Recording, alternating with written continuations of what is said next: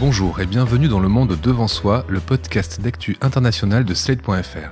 Je suis Christophe Caron et je suis avec Jean-Marie Colombani, directeur de la publication de Slate.fr, et Alain Frachon, éditorialiste au Monde, spécialiste des questions internationales. Bonjour messieurs. Bonjour Christophe. Bonjour Christophe. Avec nous cette semaine, Frédéric Ancel. Vous êtes géopoliticien, spécialiste du Moyen-Orient et prof à Sciences Po.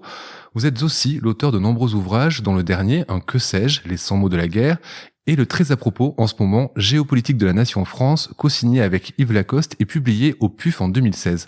Bonjour Frédéric Ancel. Bonjour. 3 semaines après l'attaque devant les anciens locaux de Charlie Hebdo, l'assassinat de Samuel Paty, vendredi 16 octobre, a plongé la France dans l'effroi. La mort de ce professeur, tué pour avoir montré des caricatures de Mahomet, a rappelé à tous cette archipélisation de la France selon les termes de Jérôme Fourquet.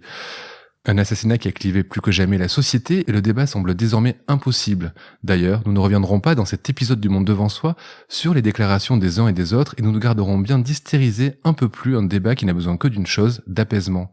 Je vous propose plutôt d'essayer de faire le point sur la géopolitique du terrorisme islamiste avec vous messieurs. Et ma première question, Frédéric Ancel, porte sur les origines des deux terroristes.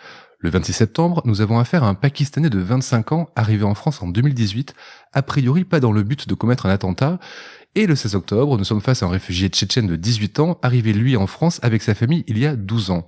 Ces profils sont-ils nouveaux dans le terrorisme islamiste à l'œuvre en France, Frédéric Ancel ? Alors, je vous dirais qu'ils sont relativement nouveaux pour une raison assez simple, c'est que jusqu'à présent, et on peut remonter à Khaled Kalka dans les années 90, l'essentiel des actes délictueux et criminels, et notamment terroristes perpétrés en France, l'ont été de la part de gens qui étaient originaires d'Afrique du Nord.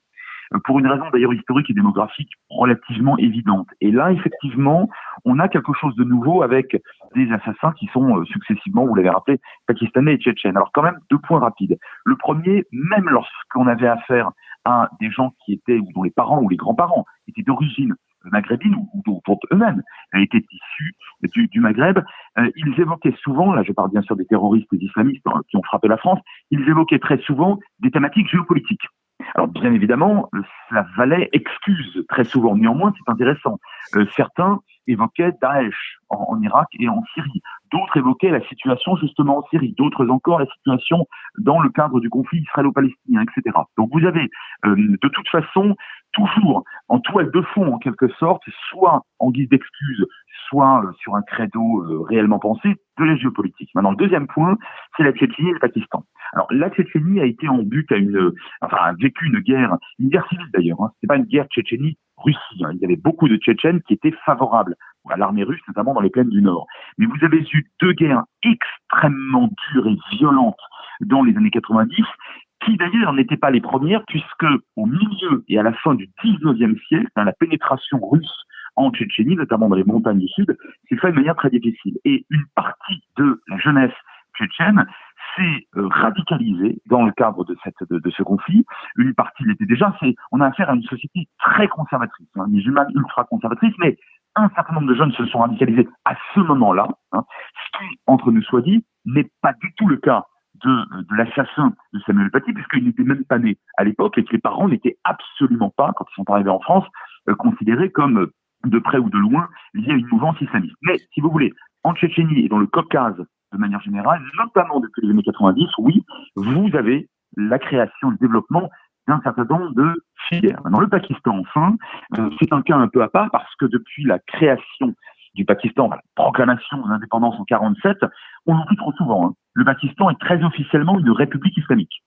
Le Pakistan, c'est le pays des purs, face dans le pays musulman qui se voit comme tel, qui s'est toujours représenté comme tel, et qui voit l'adversaire immédiat, notamment bien sûr l'Inde, comme pratiquement l'enfer sur terre sur le plan théologique, adorateur des singes, des éléphants, etc. Donc ça, c'est quelque chose d'important parce que depuis au moins les années 70 et le général Zia, qui pendant pas mal d'années avait une espèce de moine soldat, un imam soldat, qui avait contribué à faire venir les Ikhwan, les frères musulmans, les fameux frères musulmans, créés en Égypte en 28 et qui sont une confrérie absolument fanatique, qui a essaimé beaucoup.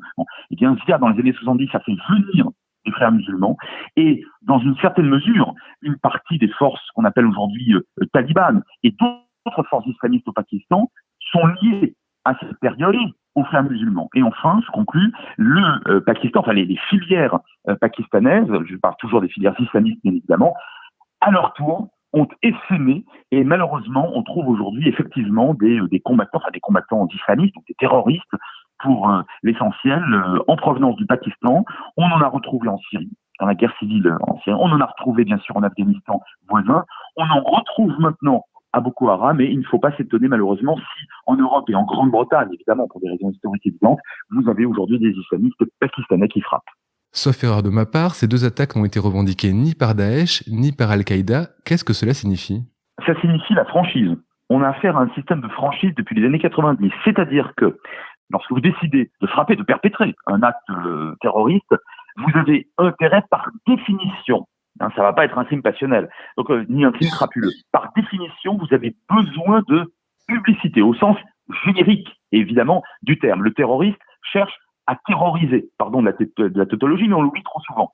Alors si vous faites votre affaire dans votre petit coin, dans une rue sombre d'une ville secondaire, sans proclamer quoi que ce soit dans un pays modeste, on va pas beaucoup en parler. D'abord, on va parler de vous, et on va pas parler de la cause que vous prétendez défendre. Maintenant, si vous hurlez en pleine rue Dieu est grand, et si vous réclamez de Daesh ou d'Al-Qaïda, qui sont des organisations criminelles de haut vol qui, bien évidemment, depuis au moins le 11 septembre, ont fait trembler ou font trembler l'Occident et au-delà, une grande partie du monde musulman lui-même, évidemment, vous avez infiniment plus de chances que votre acte soit connu, soit diffusé, et vous avez plus de chances de faire peur, et c'est ce que vous voulez. Justement, à propos d'Al-Qaïda et de Daesh en particulier, on avait annoncé la fin de l'organisation État islamique, on avait annoncé sa défaite il y a quelques mois. Quel est aujourd'hui le poids de ces 2 organisations au Moyen-Orient ? Alain ? Vous savez, quand on dit qu'on annonce la défaite, il y avait personne à la table pour signer la défaite. C'est pas comme dans une guerre classique. Il y a personne qui signe la défaite et personne ne s'est véritablement rendu. Vous avez donc encore en Syrie et en Irak, grosso modo dans la vallée de l'Euphrate, des foyers de guérilla avec plusieurs milliers de djihadistes relativement bien armés et qui montent de temps en temps, plus fréquemment d'ailleurs en Irak, dans cette région, que en Syrie, qui montent de temps en temps des attaques. Alors en Syrie, naturellement, lorsque les États-Unis de Donald Trump ont retiré leurs forces spéciales pour laisser rentrer l'armée turque, armée qui est membre de l'OTAN, je vous le rappelle, qui est même une des principales armées de l'OTAN en dehors des États-Unis, eh bien, naturellement, soit les Kurdes qui ont été les premiers visés et surtout les premiers affaiblis et qui tenaient une sorte de ligne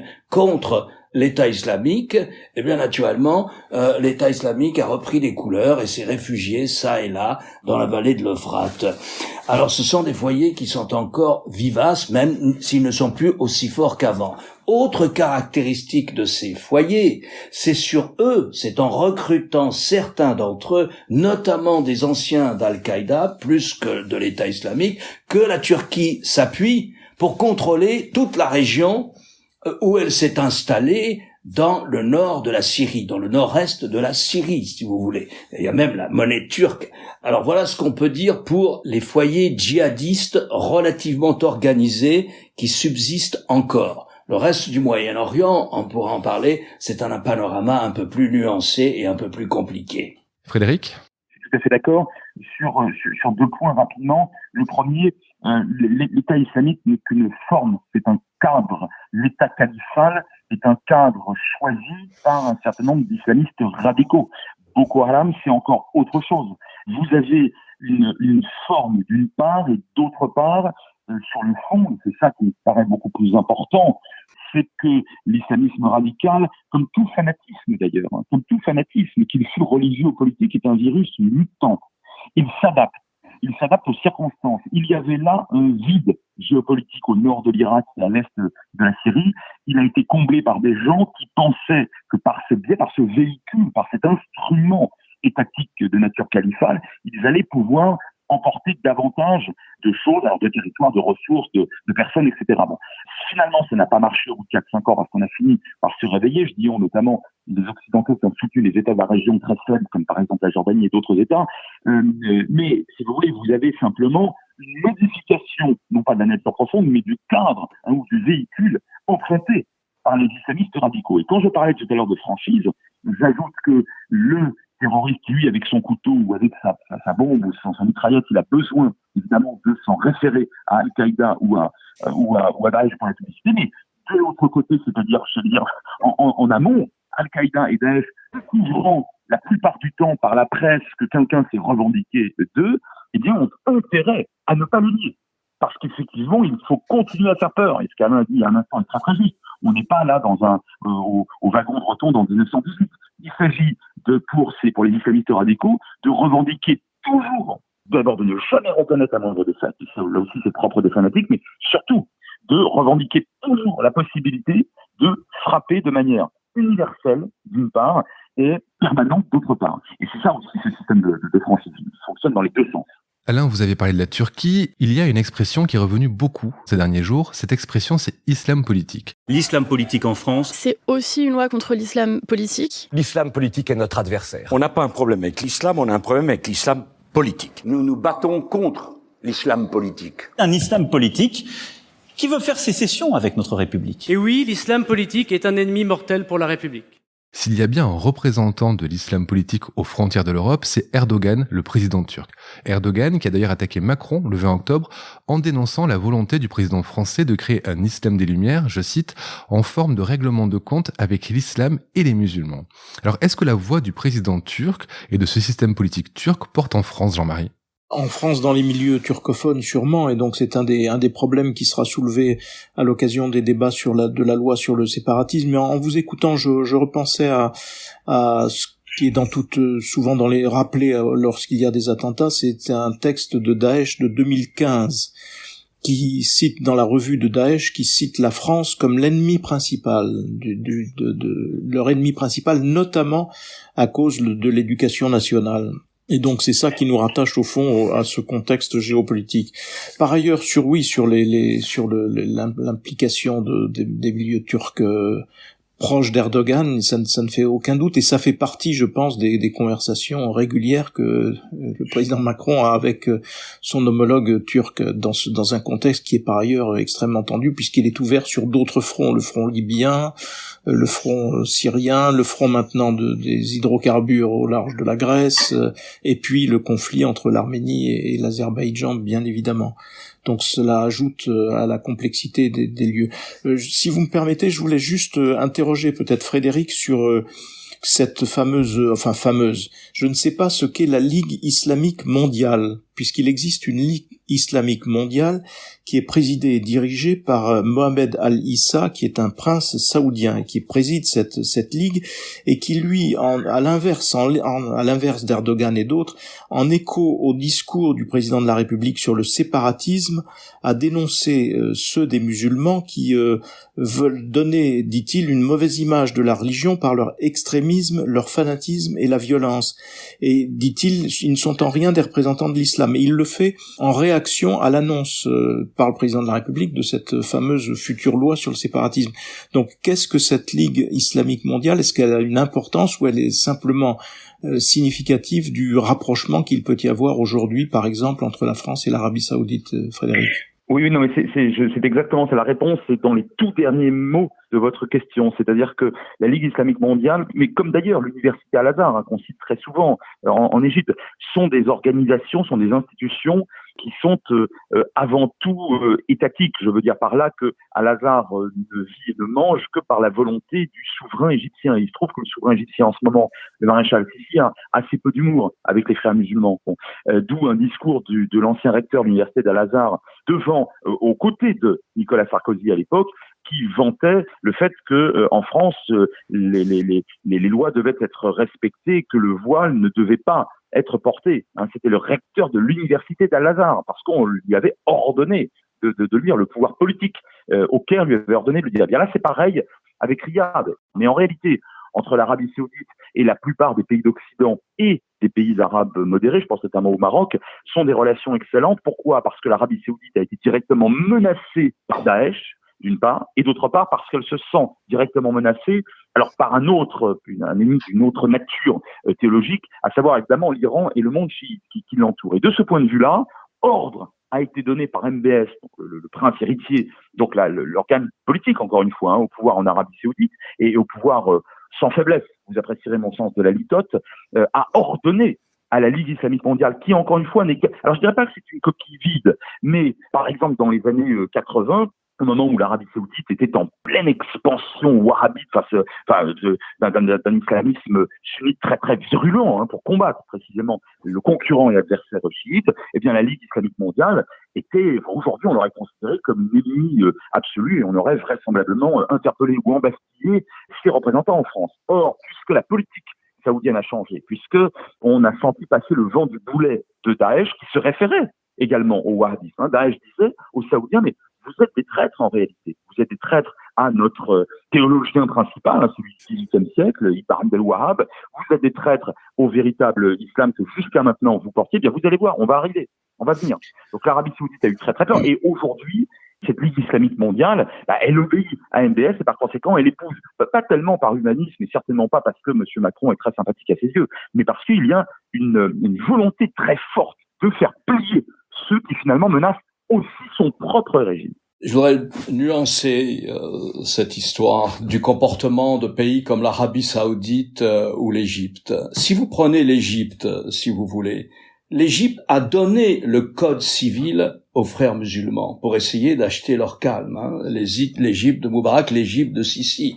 La politique de Sisi, si vous voulez, c'est de n'avoir pour unique interlocuteur que des islamistes. Pourquoi? Comme opposant que des islamistes. Dès qu'il y a un centriste, dès qu'il y a un réformiste, dès qu'il y a le moindre dissidence critique de la gestion du pouvoir, c'est comme du temps de Moubarak, si vous voulez, on les emprisonne. Ce qui fait que, dans ces pays-là, le seul refuge de l'opposition politique, c'est l'islam politique. Si vous voulez, la seule possibilité de l'opposition, c'est la mosquée et l'islam politique. En ce sens, je dirais qu'un pays comme l'Égypte, contrairement à l'impression qu'on peut avoir, est un pays qui nourrit l'islam politique et qui nourrit l'islamisme. Le cas de l'Arabie Saoudite est un peu différent. Lorsque Frédéric dessine le portrait de l'Arabie Saoudite, il parle de l'Arabie Saoudite récente, depuis qu'elle a elle-même sur son territoire été attaquée par Al-Qaïda. Parce que l'Arabie Saoudite de 1980 à 2001, c'est un pays aussi qui fournit le corpus idéologique du djihadisme. Et que c'est un pays qui ne peut pas, elle ne peut pas nier cela. Certains disent, vous savez, l'Arabie Saoudite, c'est Al-Qaïda qui a réussi. C'est-à-dire que, pas plus, en Égypte, une Égyptienne ne peut pas épouser un chrétien. En Arabie Saoudite, c'est même totalement impensable. Au nom du seul fait que l'Arabie Saoudite est le pays qui abrite les lieux saints, les principaux lieux saints de l'islam, toute autre religion, voire même toute autre figuration d'une autre religion est interdit. Donc, moi, je me méfie, je ne parle pas du Maroc, où là, je partage tout à fait ce qu'a dit Frédéric, mais je me méfie de cette façon d'évacuer des régimes comme l'Arabie Saoudite, régime islamique, 100%, une théocratie, 100%, comme l'Iran est une théocratie, et un régime, alors, qui n'est pas une théocratie, mais un régime comme l'Égypte, mais qui a donné le code civil aux islamiques, aux imams, si vous voulez. Mais prenez le simple exemple de la faculté Al-Azhar. Il a fallu 10 ans à Al-Azhar pour qu'elle accepte de dire que les terroristes et les djihadistes, pour qu'elle accepte, si vous voulez, de les expulser de l'islam, de dire non, ce ne sont pas de vrais croyants. Il a fallu 10 ans avant qu'elle prenne cette décision. C'est vous dire que, l'islam sunnite est profondément malade, et une des maladies de l'islam sunnite, c'est l'islamisme. Jean-Marie, vous l'avez rappelé, la France a été particulièrement visée dans les publications d'Al-Qaïda. J'ai le sentiment que notre pays est la première cible du terrorisme islamiste en Europe. Est-ce bien le cas selon vous, Alain ? Je constate, si vous voulez, que des attaques comme ça, au hachoir, au couteau, par exemple, ont été récurrentes ces dernières années en Grande-Bretagne. Et le plus souvent, le fait de gens qui venaient du Pakistan, comme on le disait au début de notre conversation avec Frédéric Ancel. Donc, je dirais que la Grande-Bretagne ne me paraît pas moins moins attaquée, elle ne me semble pas plus épargnée que la France. Alors, il faudrait regarder également la situation en Belgique. Donc, je ne sais pas quel est le pays qui semble le plus souvent la cible de ce type d'attaque. Ce que je constate, c'est qu'il y a, naturellement en France, mais je pense que c'est le cas, je suis presque sûr que c'est le cas en Grande-Bretagne ou en Belgique, il y a ce que Gilles Kepel appelle un djihadisme d'atmosphère, c'est-à-dire un environnement, une sorte d'écosystème de sites internet, de messages, de mosquées ou de petites maisons de prière et de librairies où les salafistes ont libre cours. Alors on dit, vous savez, les salafistes, ils ne prônent pas la violence. Ils ne prônent pas la violence. Mais leurs textes sont d'une violence rhétorique terrifiante. Et en l'espèce, la violence, elle précède le passage à l'acte. Elle n'est pas un exutoire. Voilà un peu ce qu'essayait de décrire Kepel en parlant de djihadisme d'atmosphère. Il me semble que la situation n'est pas différente de ce point de vue en Grande-Bretagne qu'en France, voire peut-être en Belgique. Frédéric, pour conclure, un mot sur la France comme cible principale. Je suis d'accord, d'abord les mots peuvent tuer. Donc les salafistes sont des fondamentalistes au sens où effectivement chacun d'eux considère que sa propre pratique ultra-rigoriste de l'islam, la sienne, celle de ses femmes, je dis bien de ses femmes, de ses enfants, bref, va appeler en fait le retour de Mahomet et l'avènement d'Arsène Lupin. Les frères musulmans sont beaucoup plus dans l'action et dans le politique. Ça, c'est pas. Donc les salafistes sont malgré tout des gens qui sont fondamentalement violents. Ça, c'est le premier point. Deuxième point, c'est que la France est en tout cas la plus citée, de très très loin. D'ailleurs, l'un d'entre vous l'a dit tout à l'heure, la France, depuis au moins, je reviens aux frères musulmans, 20, on pourrait remonter un petit peu plus loin, la France, c'est vraiment la cible principale. Pourquoi? D'abord parce que, et on ne le dit pas suffisamment, ces gens-là, ce que je fais en général. D'abord, la France, c'est le pays dans lequel, ou la tête duquel, un roi peut aller frapper et tuer un pape.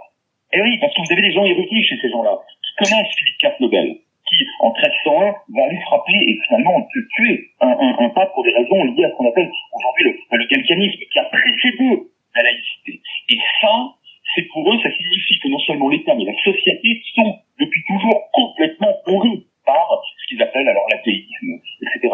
Et la haine de la religion. Vous avez des gens qui, ce sont des gens, c'est-à-dire les islamistes, qui citent la France aussi parce que bien sûr la loi de 1905, parce que l'éducation nationale, ça c'est parfaitement exact, ça revient comme un mantra dans votre bouche. Et puis, plus récemment, on a des textes qui portent notamment sur les femmes. Il faut bien que vous compreniez que pour un islamiste, le fait qu'une femme, une jeune femme, moins jeune, d'origine musulmane, puisse convenir en juste noces avec un chrétien, avec un juif, avec un franc-maçon, avec un agnostique, un athée, que sais-je encore, qu'elle puisse prendre la pilule, qu'elle puisse avorter, qu'elle puisse devenir prof, qu'elle puisse devenir ministre, c'est écœurant pour ces gens-là.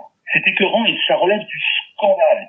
Ce sur quoi ils doivent avoir la totalité de la direction. Ça, c'est quelque chose de très fondamental et la France, de ce point de vue-là, est perçue par les islamistes, alors là, je dois pouvoir dire toute confrérie et toute tendance confondue, comme la cible principale, celle qui, cette société qui a fait la Révolution française. J'ai trouvé des textes islamistes dans lesquels on considérait que 1789, c'était un complot contre l'islam. Alors évidemment, c'est parfaitement grotesque, sauf que ça devient un objet politique et social. À partir du moment où des millions de gens vivent là, et où des centaines de musulmans le croient et frappent, entre autres, pour cette raison-là, ça devient un objet social, ça devient en quelque sorte une réalité à combattre. Donc je dirais quand même que la France reste, non seulement en Europe mais dans le monde, la cible principale, et pour des raisons plus structurelles, de tout ce que le monde compte d'islamiste. Merci donc Frédéric pour ces explications, merci Jean-Marie, merci Alain. On se retrouve la semaine prochaine pour un nouvel épisode du Monde devant soi. À la semaine prochaine. Au revoir. Vous venez d'écouter Le Monde devant soi, un podcast Slate.fr à retrouver tous les samedis matins sur Slate.fr ou sur votre application de podcast préférée. Si vous avez aimé, n'hésitez pas à vous y abonner et à nous mettre 5 étoiles.